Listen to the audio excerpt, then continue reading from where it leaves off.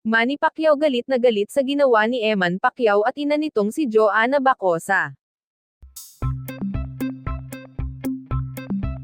Umani ng pansin sa social media ang balitang umano'y labis na ikinagalit ni Manny Pacquiao ang ilang kilos at desisyon ni Eman Pacquiao at ng ina nito na si Joanna Bacosa.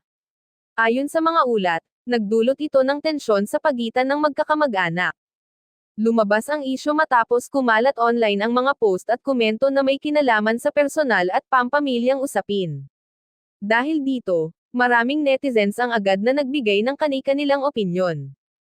Ayon sa mga malalapit sa pamilya, hindi umano nagustuhan ni Manny ang naging paraan ng pagharap nina Eman at Jonah sa isang sensitibong bagay.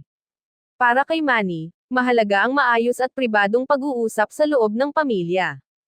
Dagdag pa ng source, kilala si Manny bilang taong nagbibigay halaga sa respeto at disiplina, lalo na pagdating sa pangalan at imahe ng pamilya Pacquiao. Kaya naman umano siya nadismaya sa naging sitwasyon.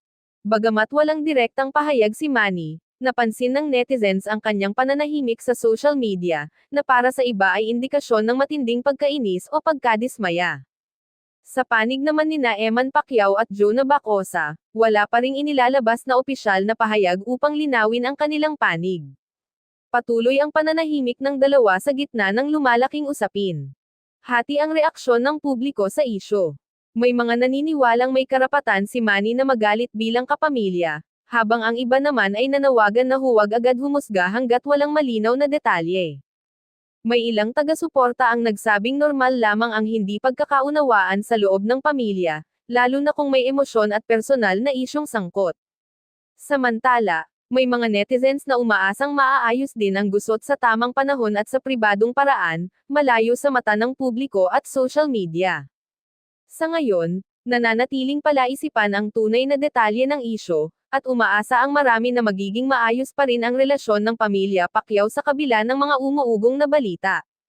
Dagdag pa rito, may mga netizens na nagsasabing posibleng may maling impormasyon o pinalaking detalye lamang ang kumakalat online, kaya't mas mainam na hintayin ang opisyal na pahayag mula mismo sa kampo ni Manny Pacquiao.